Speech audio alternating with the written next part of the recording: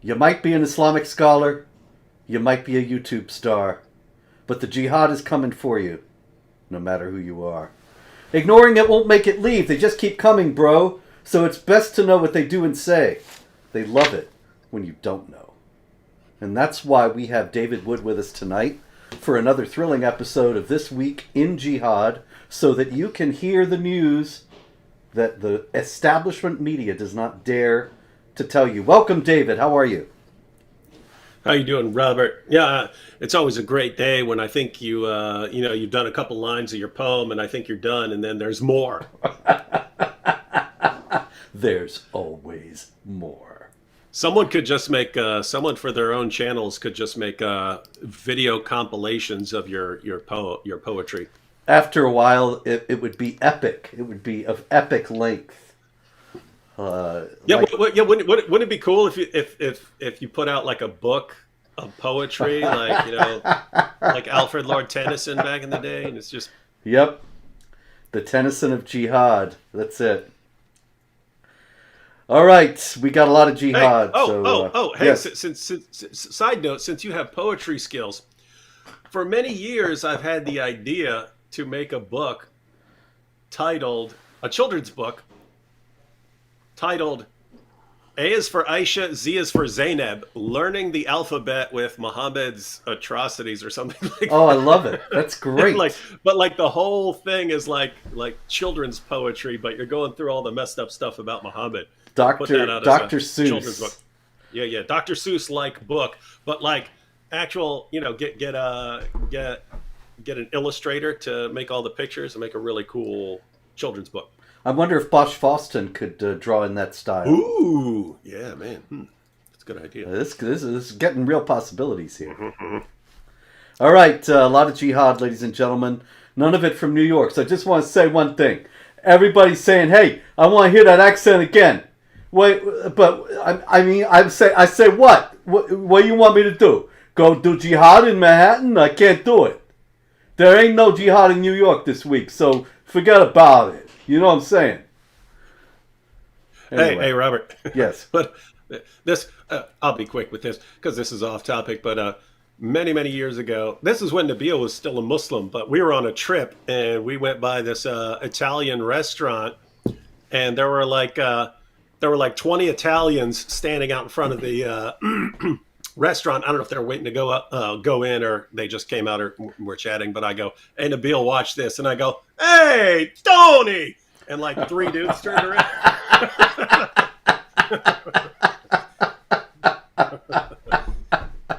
Yeah, you can do that. Go to the Greek church and say, "Hey, George." Anyway, okay, ladies and gentlemen, let's start. Shall we start with our ever popular stupid infidels? We got a variety of stupid infidels. Can never have too many stupid infidels. Indeed, there are so very many stupid infidels, and they just keep coming.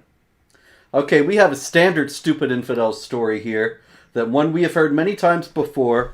As we have noted, David, so many of these news items, they just are exactly the same. They're interchangeable. And all you do is change the city, change the name, but they all say the same things. They do the same things. You know, sometimes I think, I've been tracking jihad for 20 years. We've been doing this show fairly often, almost weekly, and there's a danger, when you're talking about in the visual medium, David. I know you'll understand this because you being a movie mogul, you don't want to keep repeating. You don't want to keep doing the same things over and over again. That's how your show gets canceled. Mm-hmm.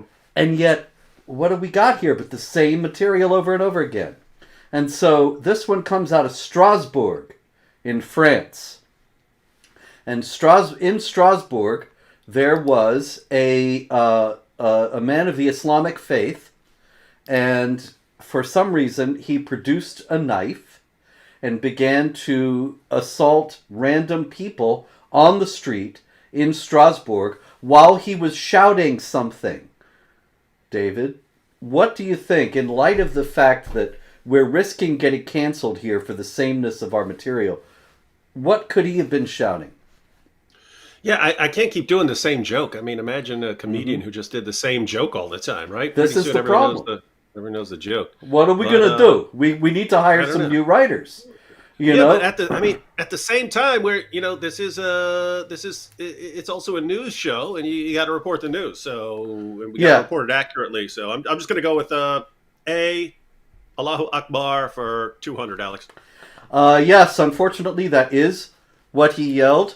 He assaulted passersby, and he tried to stab one police officer, who actually did stab one police officer, cut him in the hand, as well as injuring him in the shoulder and the knee in the fight.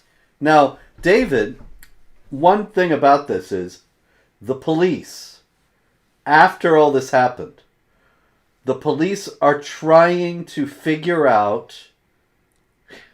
You can see it coming. Why A on motive? earth? A motive? Yes. Why Guys, did he do we're this? we're looking for a motive here. Is it here? Is it under here? We can't find. Nope. Sorry, we couldn't find any motive. We looked real hard. Yep. Strange story out of Pennsylvania, a little bit closer to home. In Pennsylvania, one of the Beatles was being held.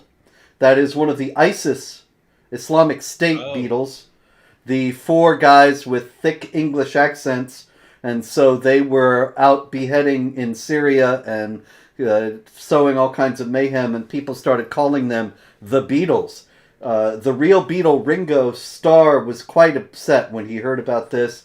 He said, we had nothing to do with violence. They shouldn't call themselves the Beatles. Actually, they didn't call themselves that at all. It was other people who called them that. But Ringo was incensed. He said, "Oh, you can't just call them the Beatles, you know." Anyway, It's just. I don't mean to correct you, but it's Beatles. the Beatles, you can't Beatles. call them. You can't say that. Not in Liverpool.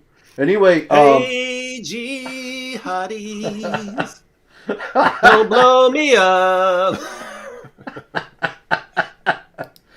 scream Allahu Akbar and make it better.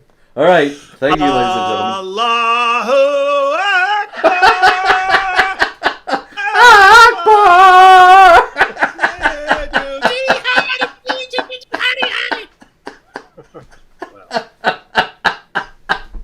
We got the ISIS Beatles going now, man. All right, Alexander. This man's name was not Alexander. His name is Alexander. Alexanda. Alexander Cote. And he was Beatle George, apparently. I don't know if he played a mean guitar, but that's, or if it gently wept, but nonetheless, that's what they called him. And he was being held in Pennsylvania's high security Canaan prison.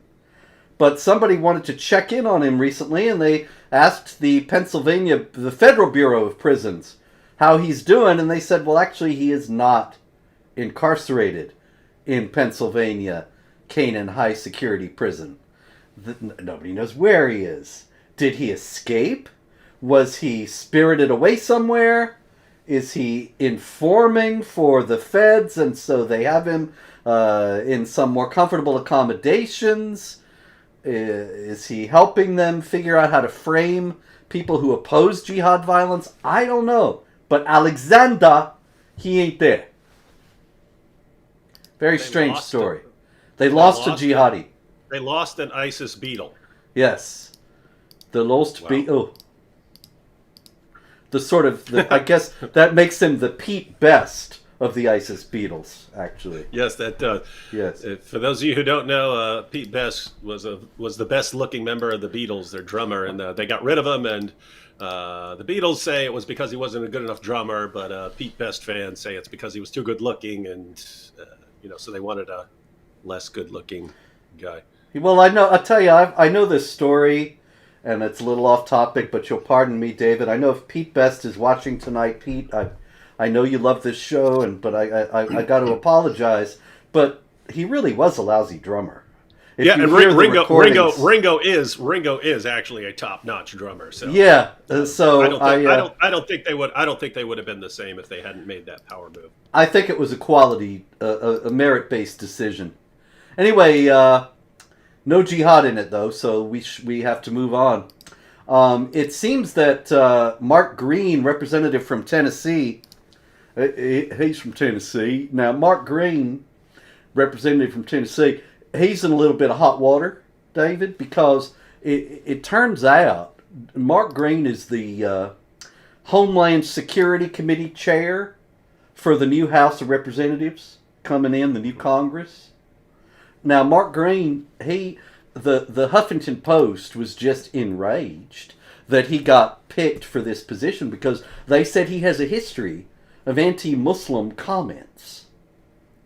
And what he said was, let's see, he said that there should not be Islamic indoctrination in the public schools. He said that if students are going to learn about Islam in the public schools, they should teach about the history of the Ottoman Empire and the assault of Islam out into the Levant and North Africa and into Constantinople. But he also said that he served a term in Iraq and that the Iraqis smelled funny. And that is one of the reasons why, and I think that is indeed a rude comment. We all smell funny to everybody else. You know, I remember I had a friend in college who came over from Kenya and said, well, the first thing I noticed about the Americans is that they stink. And it's just different food habits, different hygienic habits, and he just wasn't used to this. So, I think, well, I understand why he would say that. It's kind of a rude thing to say. But does this really mean, and this is what the Huffington Post is saying, that this man is a threat to Muslims?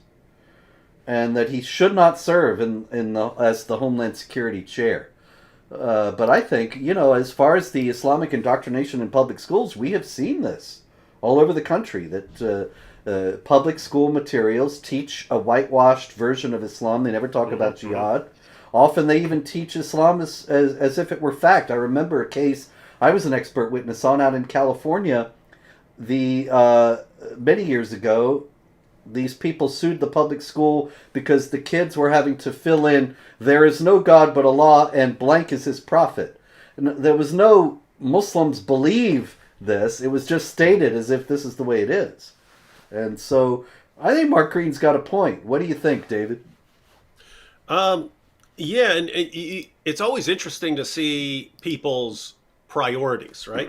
So here's a guy who said he had a problem with the smell when he was in Iraq. Say, okay, you and I both agree. That sounds like a jerk thing to say. Mm-hmm.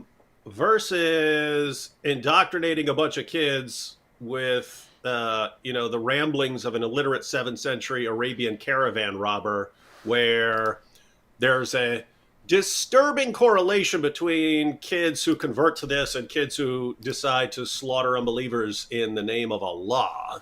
Mm-hmm. So you'd think, okay, this was in poor taste, but this is a really, really, really, really, really, really bad and dangerous idea that actually not only gets other people killed, it gets the kids killed and put in prison and so on when they decide that Allah wants them to slaughter unbelievers in His name. And so just the idea that you would look at, okay, this group wants to teach kids a bunch of ridiculous nonsense to help them convert to Islam, versus a guy saying, hey, I was in a war and it smelled bad, and you say, that's the guy we have to get. Yep. Come on, man. This is Tennessee. Can you imagine? You get back from the monster truck and tractor rally, and then you're in trouble. And then they're in trouble for something you said, about Iraq. Yep.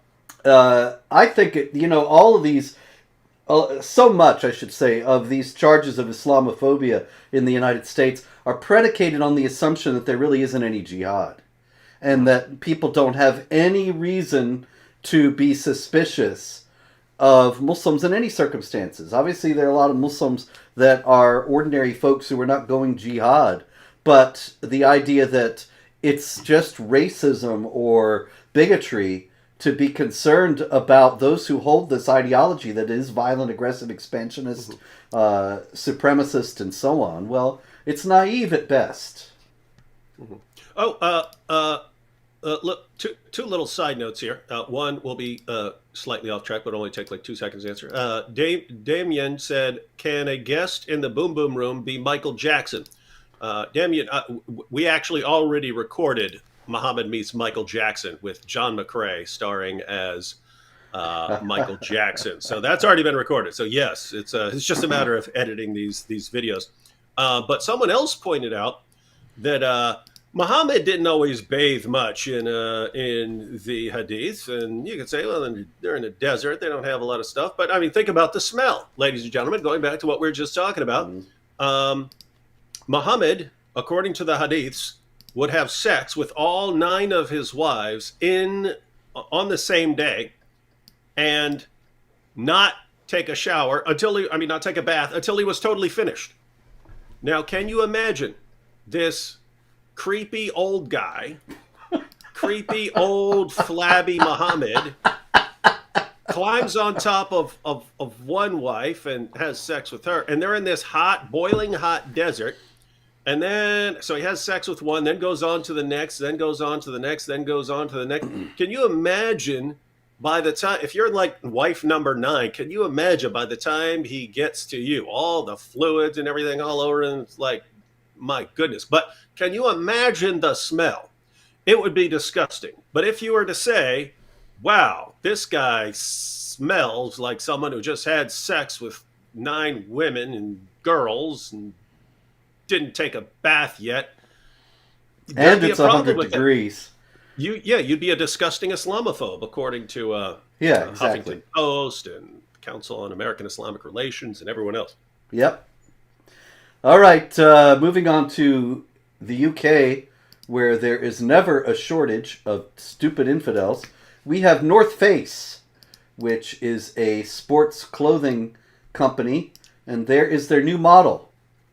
Her name is Amira. You can see her, I think, David. Can you not? She is a niqabi. She is wearing the niqab and a very groovy North Face jacket. And this is the new North Face publicity campaign. She is wearing the athletic outdoor circular hybrid insulated jacket. And for all those niqabis who are big into camping and mountain climbing and outdoor activities of all kinds, ninjutsu. She is sure to appeal. Now the thing is, of course, there actually is a group, and they get a lot of publicity. What are they called now? The Wanderlust Women. A bunch of niqabbed Muslims Muslim women who actually are outdoorsy, and more power to them. I hope they have a wonderful time. But the idea that the North Face company is showcasing them when they're no doubt quite a small group, and it's not really that they're appealing to niqabis to buy outdoor clothing. They're virtue signaling to leftists who will buy North Face products because they think, oh, these people are not Islamophobic and they're diverse and multicultural and so on. Yeah, I would have to say the timing is it. With me, it's the timing, right? If you want to, I mean, there are 1.6 billion Muslims in the world. Roughly half of those are women. So obviously, you want to sell jackets to that market and to anyone, as you pointed out, leftists and so on. But I mean, women in Iran right now are being raped and murdered for not wearing their headgear appropriately. So for me, it's like the timing. It's like, what do you mean now? Like now, women are being beaten, raped, and killed for not wearing appropriate headgear, and that's when you decide to make it your marketing selling point. That's kind of in poor taste, I would say. Indeed so, sir. Also in the UK, our friend Shamima Begum is back in the news. You may remember Shamima Begum. She is the we offered to take care of our kid back in the day. I recall. Yeah, it's a shame she didn't take us up on that. Wait, I remember she got pregnant like 3 or 4 times, and I Yes, remember the first. I I think think that the did they all die? I think they I all think their so. kids died. Yeah, Yeah, that sucks. it's a shame. If we had been able to take in the child would be fine today. Probably. I mean, of course, nobody knows what would have happened, but nonetheless, we certainly wouldn't have had her in a jihadi hotspot. No. Shamima Begum was 15 years old. She went from the UK to Syria to join the Islamic State. ISIS had several children, as has been noted, and was, by some reports, deeply involved in some of the atrocities that ISIS committed, particularly enslaving infidel girls and exploiting them. Now, she is in a refugee camp in Syria and she wants to come back to Britain, and the British authorities have refused her. But she is continuing to pressure them to change their minds and let her in. And what's that guy's name? Sajid Sad. He used to be Home Secretary. Sajid Javid, something like that. Yeah, Sajid Javid. He said that he had seen the classified files on Shamima Begum, and he was absolutely certain that this was the right thing to do to not let her back into the country. But now the BBC has made a 10-part series all about Shamima Begum, a laudable, favorable portrait of who she is, how what a sweet girl she is, how she has suffered, how she ought to be able to come back home. What do you think of a 10-part series on Shamima Begum, David? You know, I always have mixed thoughts on this because I always think, okay, some of these, like 15, 16-year-old girls and kids going off to, wage jihad and stuff like that. I think, I did a lot of stupid, idiotic stuff when I was a teenager. So, all in favor of second chances. But you'd have to really have some, I think, good reason to think that person has changed his or her positions during this Mm-hmm. time. And that it's not just, oh, we lost. Let me come home to sit and wait for the next caliphate that springs up, so I can run out and join them.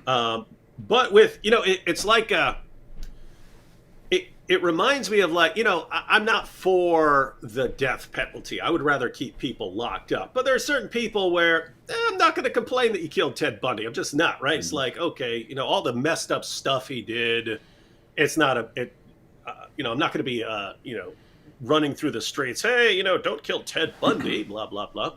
And it's kind of like that with them. It's okay. I think you can have different positions. Like, okay, this was her country. It's kind of a weird technicality in that like her parents were from Bangladesh or something like that. Yeah, I But they think were able so. to put in a technicality to where that doesn't have to be her home country, and that her home Mm-hmm. country doesn't have to take her back. But anyway, the point is, I think you could be sensible and argue it either way. No, we do have to take her back, and we're just going to lock her up for the rest of her life, or judge her, or do sentence her to whatever.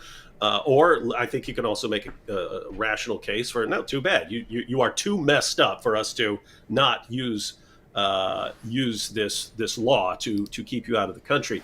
But the idea that you'd be like obsessed, we have to get this jihadi back. We have to get this ISIS terrorist back. We really have to, and we just need to keep shouting this from the rooftops. And no matter how many parts of this series we have to get in order to convince the population to bring this ISIS jihadi who did, as you pointed out, apparently some messed up stuff that maybe we don't even know about.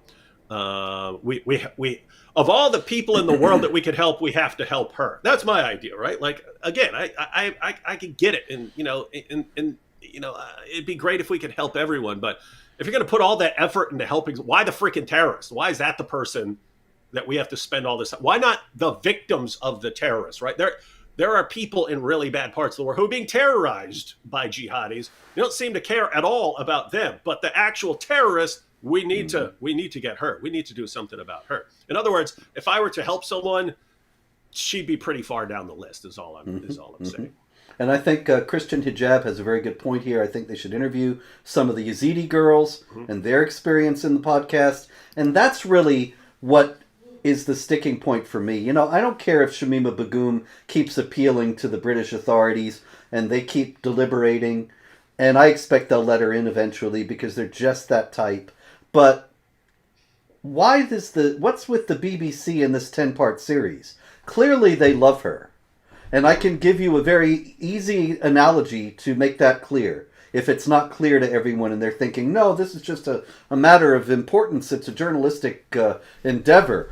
Well, look, take my own case, and I'm sorry to make this personal, but it's really not a personal story. It's an example, I think, that stands up very well next to Shamima Begum's. I am barred from Britain because I oppose jihad violence, and they don't like that. And I understand that because they're afraid that Muslims would riot if I'm walking around in London, and they don't want Muslims to riot. And also they want to give the appearance of there being extremists on both sides. And so there's jihadis, and then there's me, as if there's remotely some connection or some analogy, even though I don't advocate or approve of any violence. But anyway, a few years back when the ban was about to be put in, this is actually 9 years ago now, I think, 2013, or 10 years ago, that is. Time has flown. I was up one night. I often have trouble sleeping, and I'm up one night. It's about 3 in the morning, and I'm doing some work, and I happened to see on Twitter that they were about to have a show that morning.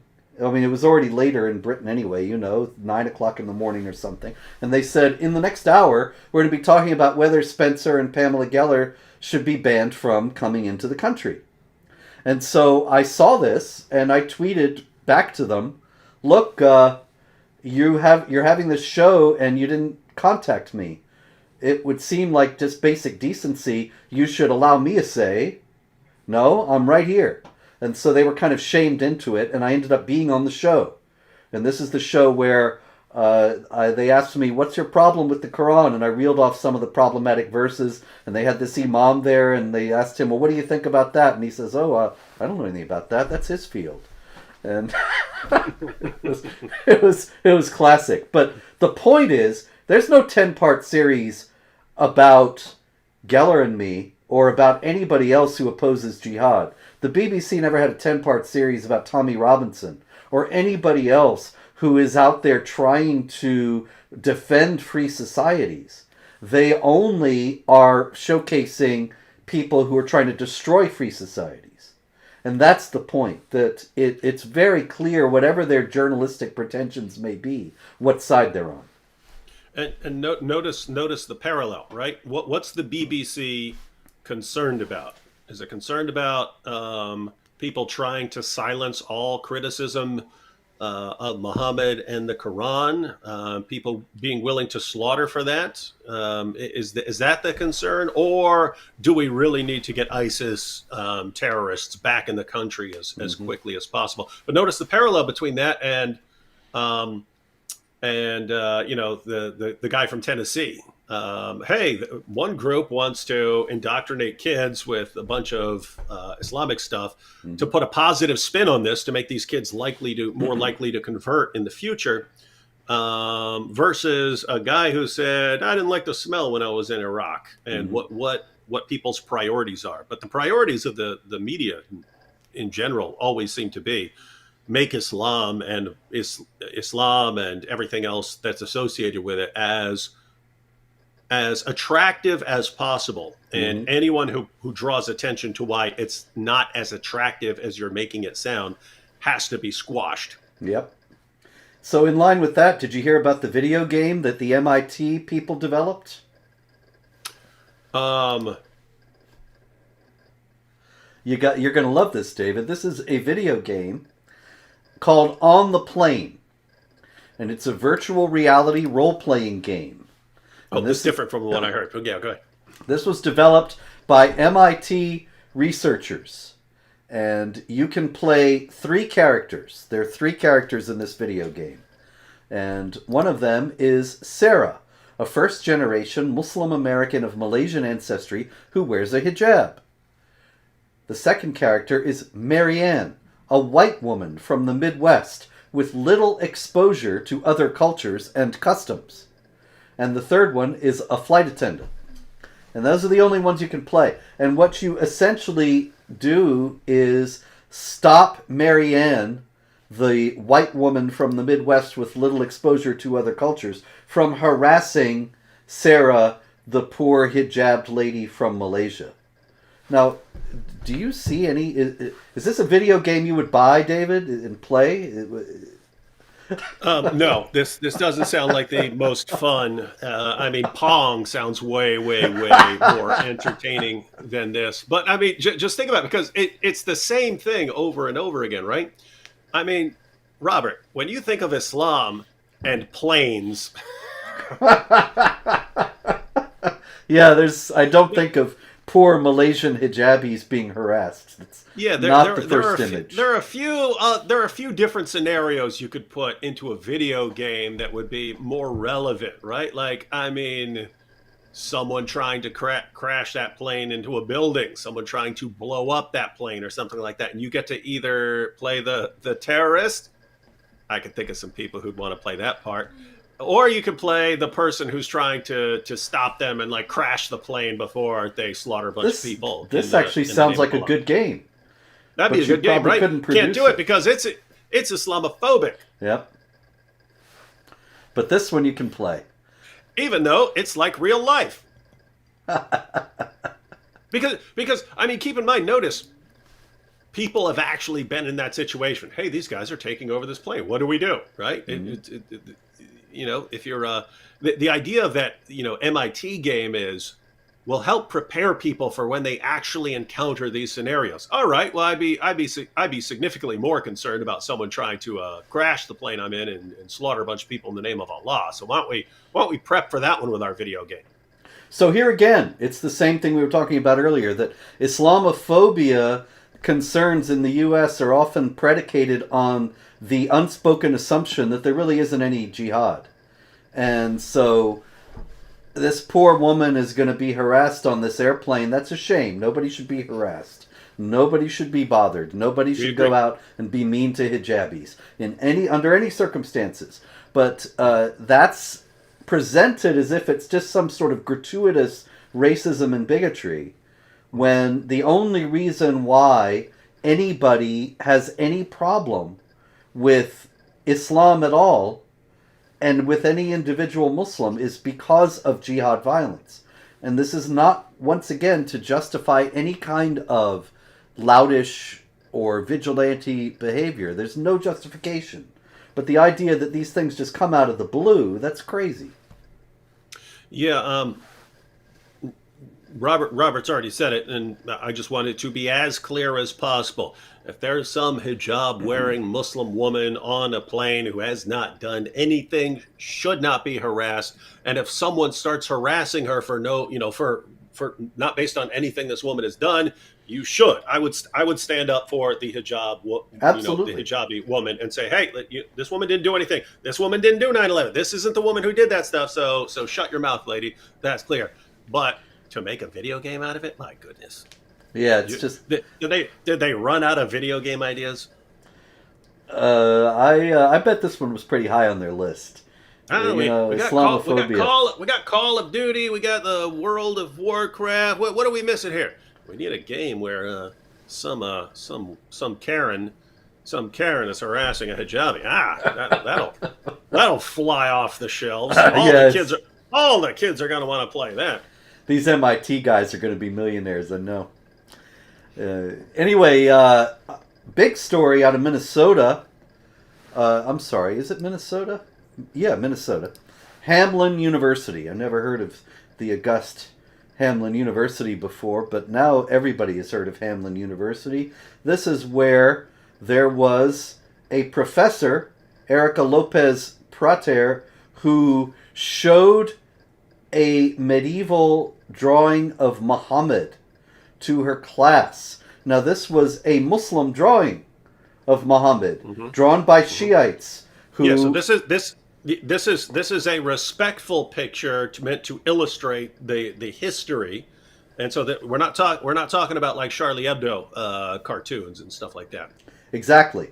And she was the subject of complaints from Sunnis who did not appreciate any depiction of Muhammad and claimed that it was Islamophobic to show them in class. And Erica Lopez Prater, or Prater, whatever, was fired. Yeah, and yeah, that's actually one I'm familiar with. That I shared that story, but I mean, can you imagine? I mean, she gave multiple warnings to the students. Hey, if you have any problems, saying, "Hey, we're talking about the history of art. This is an example of art. We're going to be talking about it, so I'm going to show you the picture. If there is a chance that you might be all offended by this, you are free to not look. Or if you have any concerns now is the time to bring them up." And of course they didn't. And she showed the picture, and that's when the complaints came. This is a problem. And then it, you know, that would be one thing, you expect that, but then the university labeled it Islamophobic when they fired her. Because of this Islamophobic picture that she showed. Islamophobic? Did she build a time machine and go back and convince these Shias to, draw this picture of Muhammad? I think the picture was Muhammad like getting revelations from the angel Gabriel or Yeah, I something think like that. so, yeah. And what's wild about it is that this is all being done by non-Muslim leftists. The Islamic groups are actually in a bit of confusion over how to react to this. And Jailani Hussein, the director of the Minnesota chapter of the Hamas-linked Council on American Islamic Relations, he came out and said, yes, it's good. We have to be vigilant against Islamophobia. It's good she got fired. And then National Council on American Islamic Relations said, no, we are not in favor of her getting fired because she was not meaning to be Islamophobic. And so even these groups that usually march in lockstep, they're wrong-footed by this, confused by it. And it's all non-Muslim leftists trying to pander to Muslims, and which is so often the case. And they're behind this all entirely. Okay, anyway, we are running up to the last 20 minutes here, and we haven't gotten to any jihad. It's all been stupid infidels. So, Dumb infidels. yes. So let's go to some jihad here. There's quite a lot of jihad this week. Same old story, David. Another one out of France. What did the guy yell? Yeah. Allahu Akbar. That's what he yelled, all right. There's, you'd Or think they would get tired of it. If you're the media, he yelled something. Yes. Someone yelled something while slaughtering someone. Yes, in something in Arabic. Anyway, this was a man, excuse me, a man who actually killed his wife. And the police were on their way. When the police arrived, he was yelling Allahu Akbar and threatening the police with a gun. Interesting story out of Germany. Excuse me. Another place where there is always a superabundance of stupid infidels. In Germany, there was recently a terror plot that was foiled. And it came to light that one of the people arrested, one of the plotters, had gotten asylum in the country saying that he was a Christian. Obviously, he doesn't turn out to be a Christian. It seems that he is still a Muslim. Now, there's several possibilities here. Do you think he may actually have been a Christian at one point, David? Possible, but not a lot of reason to think that, considering you're allowed to deceive. Yes, that's right. He may have been a deceiver. He may have really converted to Christianity, though, and then returned to Islam, and then, in order to expiate his great sin of apostasy, he has to do a great good deed. And what is the best deed, according to Muhammad? Jihad. There you go. So we don't really know what happened with this gentleman. It may be that he was lying to German authorities who were endlessly credulous, or that he was going through some sort of crisis and really did have a period that in which he identified as a Christian and then had to expiate his sin of Christianity. You know, Robert, you mentioned Germany, and every single week it's France, Great Britain, and Germany. Maybe these should be the new Axis powers, the Axis powers of stupid infidelia or something like that. I don't know. We'll come up with a name, but there Yes. does seem to be a pretty strong alliance there. They could, the European Union, after all, suffered a big defeat when Britain left. If they stay out, if the European Union continues along this path, it might collapse, and then they need a new alliance with various countries. It might be it. Stupid infidelia. They certainly share it. In New York, there was a gentleman in New York City who carried a BB gun into a Jewish neighborhood in Brooklyn, and he was screaming something, David.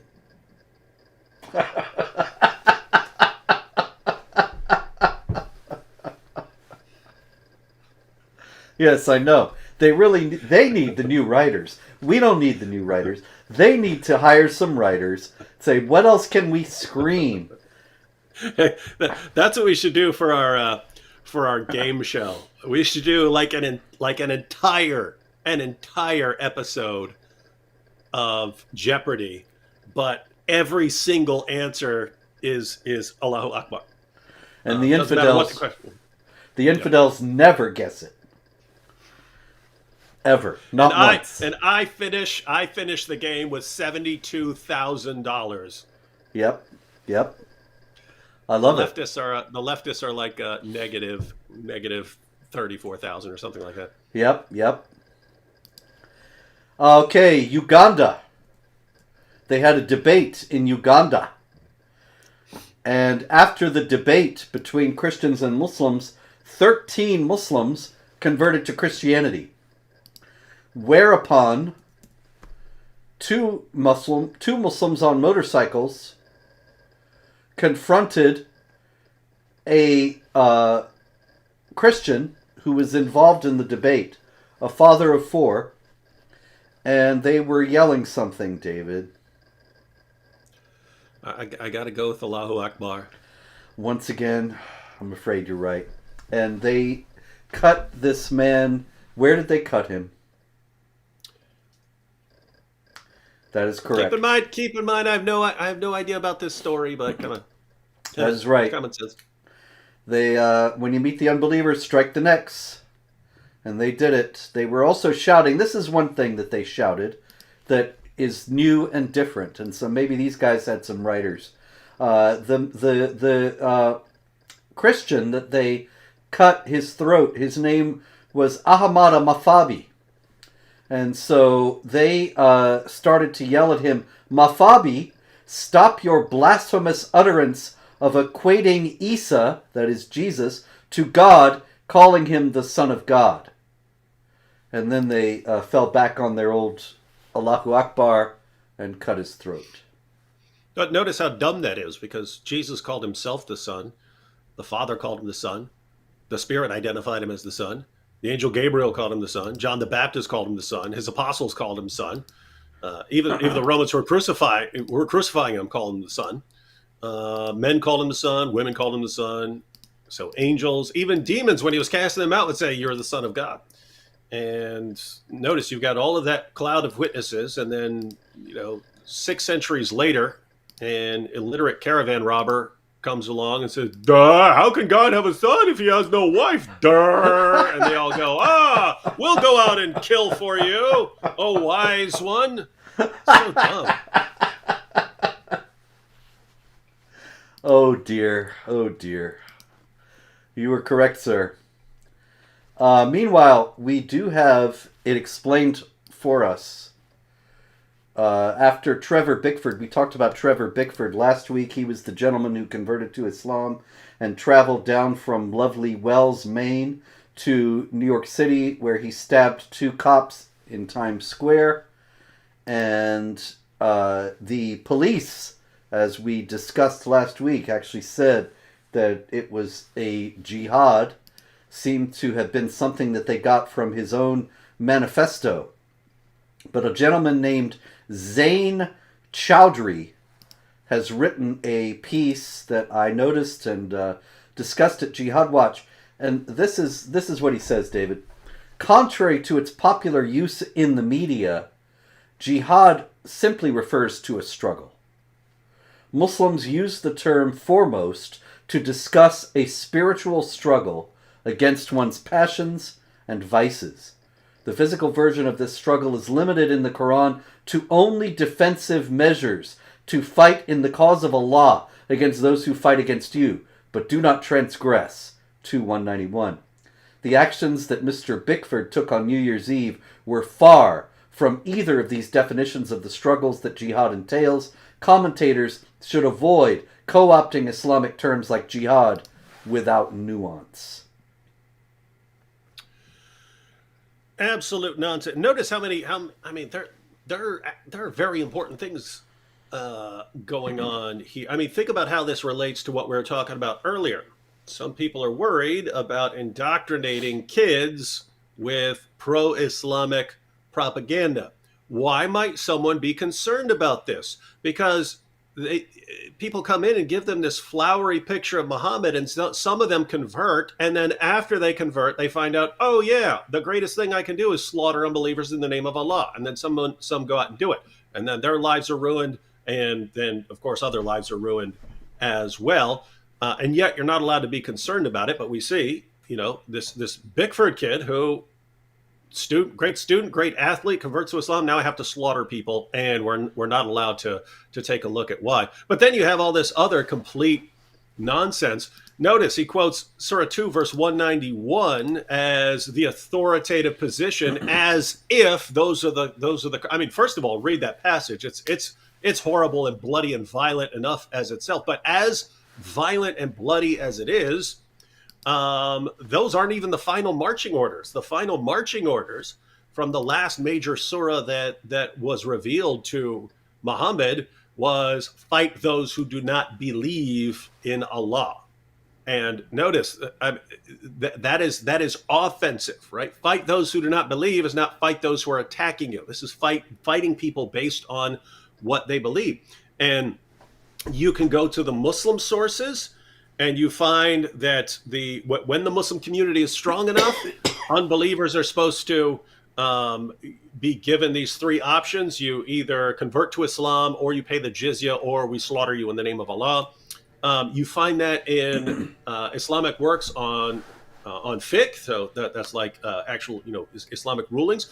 But you even have modern Muslim YouTubers like Sheikh Asim Al-Hakim. We've played clips. AP has shared clips and so on that we've discussed, where he's talking to Muslims on YouTube saying, guys, we're not strong enough to implement this right now. We need to focus on preparing. But the day will come in a few decades where we're going to go door to door around the world offering people, hey, you either convert or you pay the jizya, or that's his word. That's what he said. That's how he described it. And so it's just amazing that you find it in the Muslim sources. You find it for 14 centuries of Islamic scholars and Islamic jurisprudence. That's how it's going to be. And then you have modern Muslims reporting the exact same thing. And then when you have someone like Mr. Bickford actually do it, then, we need to... No, come on, man. Jihad is going to the gym, dude. Jihad's going to the gym. So it's like you've got 14 centuries of them proclaiming exactly what the plan is, and then everyone else is just we need to keep people from knowing what the plan is when they start getting suspicious that something may be afoot here. David, while you were explaining that, and particularly when you were enumerating various Quran passages, a gentleman in the chat. Let me get it here. He raised a very common objection, and I thought I thought you might want to clarify that for our viewing audience tonight. Yes, Trabant, whatever. I've read the Old Testament many, many times, and yes, there you have a covenant which is tied to a piece of land, which then involves war and so on. So you do have violence there. Did you miss the part where I talked about final marching orders? Notice the pattern of the entire Bible. Start off in a very violent part of the world, in a very violent part of history, and as part of a covenant, taking this piece of land and so on, and then you proceed throughout the various prophets and so on until you get to the final marching orders through Jesus and his followers. And the final marching orders are love your neighbor as yourself. By the way, which that was also in the Old Testament. Love your enemies. Pray for those who persecute you. Do not return evil for evil to anyone. Pray for those who persecute you. Honor all people. These are the final marching orders.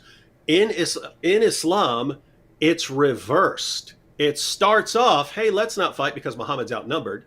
Let's not fight. And then by the time he has the most powerful force in Arabia, it's subjugate the entire world in the name of Allah. And so, in other words, just to be clear here, because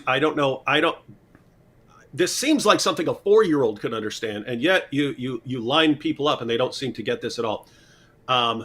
If you were to sit and read the entire Bible cover to cover, and then ask yourself, how am I, as a person who believes this, how am I supposed to act right now?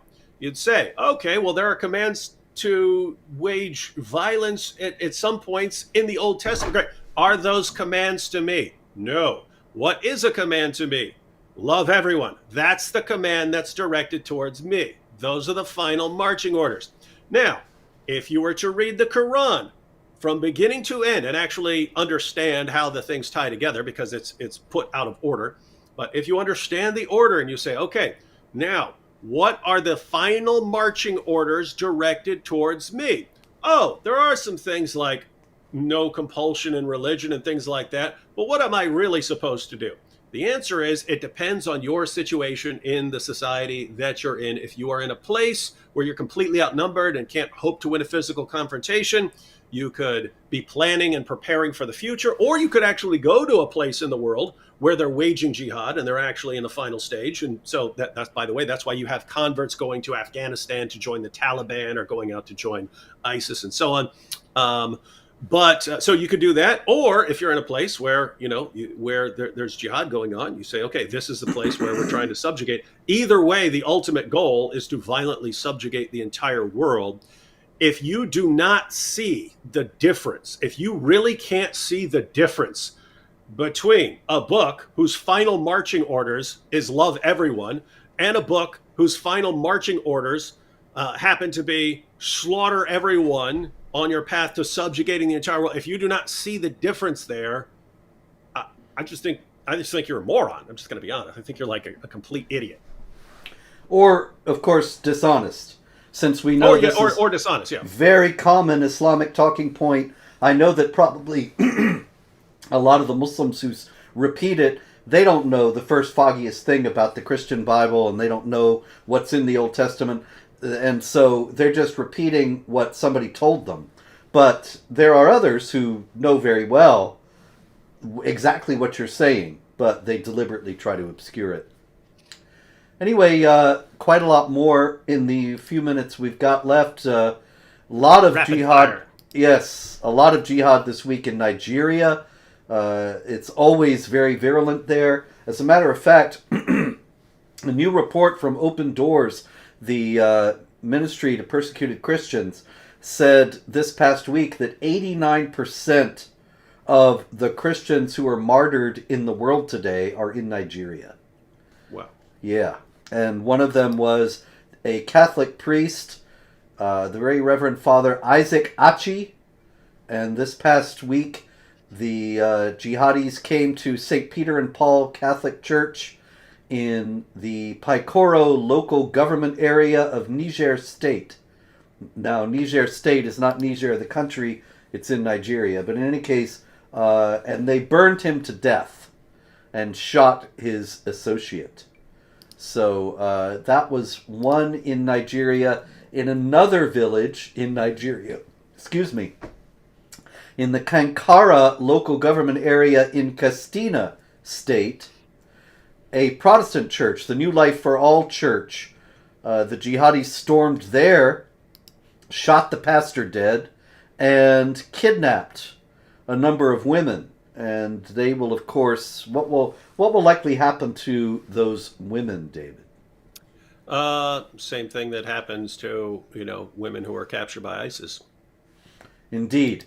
They will be used. As a matter of fact, one of the contacts that I have in Nigeria who sent me this story said straight out they will be used as sex slaves. This is something that the Quran allows for.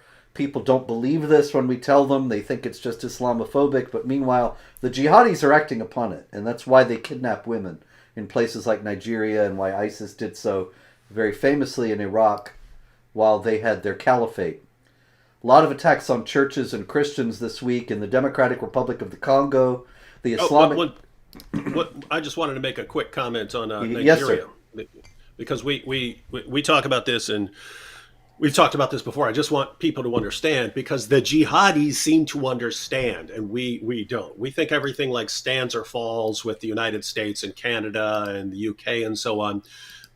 If you look at a place like Nigeria, there are certain places in the world that are dividing lines, where you have Muslims, predominantly Muslims on one side, and predominantly Christians or Hindus or something else on the other side. We don't pay much attention to those spots. Jihadis are paying all kinds of attention because they want to keep pushing the Christians back until they take over the country, and then they can continue pushing down further and further. So you've got these dividing lines where you should, I mean, as someone who opposes jihad, you should be very concerned about those spots, because it's just spreading through jihad. But we completely ignore those places in the West.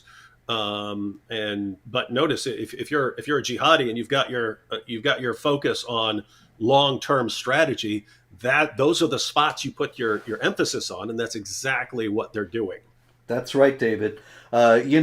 We actually have talked about this before, that at Jihad Watch, I have various categories, and all the stories go into different categories so that you can call up. The category list is on the right side of the sidebar of the front page. So if you want to go and see all the jihad stories from Nigeria, just go into the category list, scroll down to Nigeria, and there's hundreds, probably thousands of stories at this point. But there are some countries that I had no category for, because there was never any jihad in them. And one of them was Benin, which is there in West Africa, very near Nigeria. And a few months ago, we did a show, and I said, this is the first jihad story I have ever seen coming out of Benin. And recently, I saw a story about how jihad activity is now increasingly common in Benin. And so it wasn't just one incident or a handful of incidents, but the jihadis are asserting power over increasing areas of the country. Now, probably there are a lot of people who are hearing this and they think, well, Benin, what does anybody care? But Benin is just one step on the road. And once they keep going, and if they are not stopped, then ultimately it's going to be at your house as well. And this is why it matters that the jihad is spreading in Nigeria, spreading in the Democratic Republic of the Congo, spreading in Benin, all over West Africa, also East Africa and Somalia. There's some stories we didn't get to. South Africa, Mozambique. And so all of these places could be a site for a new caliphate. Those places, then those caliphates could come together, and you have this monster state of a jihadi state in Africa. Then the world is going to start hearing about it. But anyway, since I started the story, I'll just finish up with it. The Islamic State, ISIS, they are by no means done with. They carried out a massacre at a church in the Democratic Republic of the Congo, killing 14 people and injuring 63. And so the jihad continues advancing with great confidence in Africa. People in Nigeria right now actually are very worried because there is a Muslim ticket running for office, running in the presidential elections coming up. That is a Muslim presidential candidate and a Muslim vice presidential candidate, when previously candidates had been balanced with a Muslim and a Christian. And people are afraid that the Christians will be completely disenfranchised, and many people calling for the independence of Biafra, which is a largely Christian area. I wholeheartedly support that. Nigeria is one of those countries like Belgium. It's fictional, put together, a bunch of disparate people. The jihad is going to keep advancing, though, until somebody has the will to stop it, whether there's a Biafra or not. And so we can only hope and pray that the world will wake up to that. And by the way, Robert, what do you... There are situations you look at, like in Nigeria, and you just say, what can people possibly do? Because it's just, the jihad is relentless. The jihad just keeps coming at you, and every once in a while you pay attention to some girls being kidnapped or something like that. For the most part, the world just yawns and moves on. And again, the jihad doesn't. The jihad doesn't stop. It just keeps coming at you and pushing you back farther and farther. I don't know. I kind of look at it and say that might be one of the spots where you might just need to split into two countries or something like that. Oh yeah. And say Christians, you get over here. Muslims, you can stay here or go over there. But they'll wage jihad against the Christian country. So yeah, it's a weird situation. But I mean, it's just, there are situations like that where, hey guys, we tried everything we could to get along and work together, but you won't stop killing us, and so we got to split. Also, I think we in America, we need to put pressure on the administration and on our elected officials, because this administration actually removed Nigeria from the list of the major persecutors, and Nigeria is the leading country for persecution of Christians in the world. They should never have been taken off the list. It was obviously some kind of political calculation. It needs to be reversed. Mm-hmm. Anyway, David, thank you very much. We are out of time. Stand firm, people. Don't give an inch. Keep fighting. Ultimately, we know how this turns out, but we have to be strong and courageous in the meantime. And so we will likely be here next week. There will likely be more jihad. If there isn't, we will not be here. But in any case, until then, be safe, be careful, be wary, be watchful, and may God bless you all.